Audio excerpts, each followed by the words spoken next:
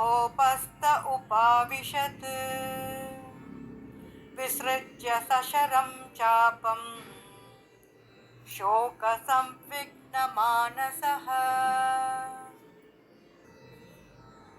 ॐ तत्सदिति श्रीमद्भगवद्गीतासु उपनिषत्सु ब्रह्मविद्यायां योगशास्त्रे श्रीकृष्णार्जुनसंवादे अर्जुनविषादयोगो नाम प्रथमोऽध्यायः।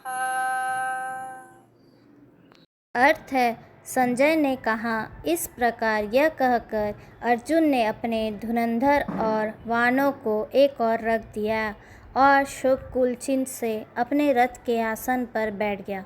इसका मन व्यथा और दुख से भर गया।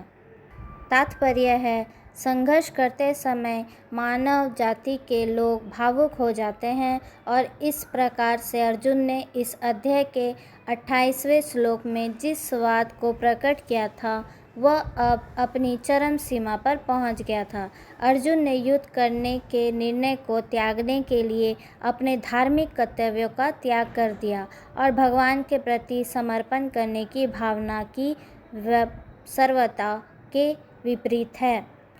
यहाँ इस बिंदु को स्पष्ट करना होगा कि अर्जुन नव दीक्षित की सामूहिक आध्यात्मिक ज्ञान से शुरुआत नहीं थी। वह स्वर्गलोक में भी रह चुकी थी और उसने अपने पिता स्वर्ग के सम्राट इंद्र से शिक्षा प्राप्त की थी। वास्तव में वह पूर्व जन्म में नर था और इसीलिए वह अलौकिक ज्ञान से परिचित था। नर नारायण एक ही वंश के थे।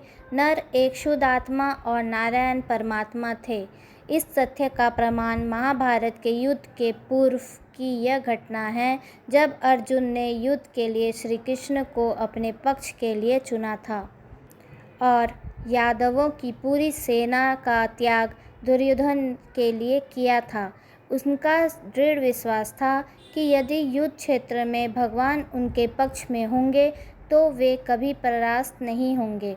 भगवान श्री कृष्ण की इच्छा थी कि वे भावी समाधि के कल्याणार्थ संसार को भगवत्ता के दिव्य ज्ञान का उपदेश दें।